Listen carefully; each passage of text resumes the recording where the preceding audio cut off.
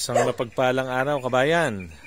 So since tayo ay lumaki sa farm, eto at ipapakita namin sa inyo yung isang maliit na garden, vegetable garden dito sa aming likod bahay, at tinawag namin ito na pinakbet garden. Bakit pinakbet garden?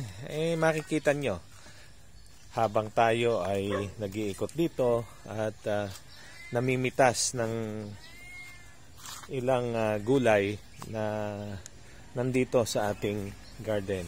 So makikita nyo, kabayan, ito at nagsisimula ng mamunga yung ating string beans. Ayan, makikita nyo, ayan yung mga bulaklak, at dito ay meron ng ilang bunga.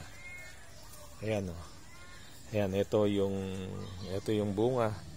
Nagsisimula ngayon pa lang sila nagsisimula, kaya medyo maliit pa.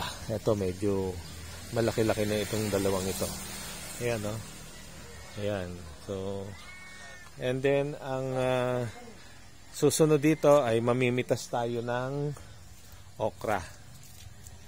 Ayan. So yung pong nakikita nyong namimitas ng okra sa ating farm ay hindi si Alice Guo. Ito po si Alice Ganda.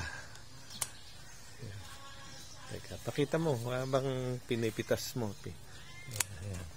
Ayan. Ayan. Sige. At yan po ang kagandahan na tayo ay maraming tanim na halaman sa ating bakuran. So pagkapitas po nito, ito ay iluluto rin natin ngayon, kaya ito ay press na press. Siyempre pa, Ito.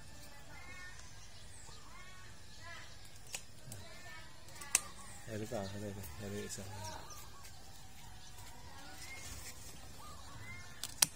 So, ayan.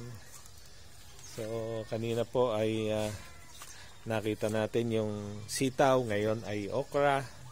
And then, marami rin tayong tanim dito na talong. Ayan, kasalukuyan pa lang silang namumulaklak. Pero meron na tayong talong na namumunga. At titingnan natin ngayon kung ito ay mayroon na ring mapipitas na bunga. Okay? Iikot tayo at pupunta tayo doon sa ating mga alagang talong. Ayan. At meron na palang malalaking bunga. Ayan. So tingin pa tayo kabayan kung meron pa. Ayan.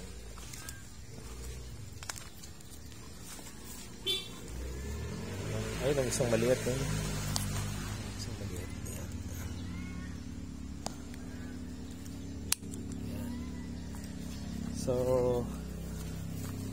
kaya namin tinawag ito na pinakbet garden kasi ay yung kombinasyon ng sitaw, okra at talong ay kalabasa na lang ang kulang, at saka ang palaya. Pwede na tayong magpinakbet. So eto, kabayan, yung ating string beans. Ayan, marami na silang mga bunga-bunga. Ayan, makikita natin, nagsisimula na silang mamunga. And ito, mahaba na ito. And also this. So in 2 days time ay pwede na natin itong pitasin.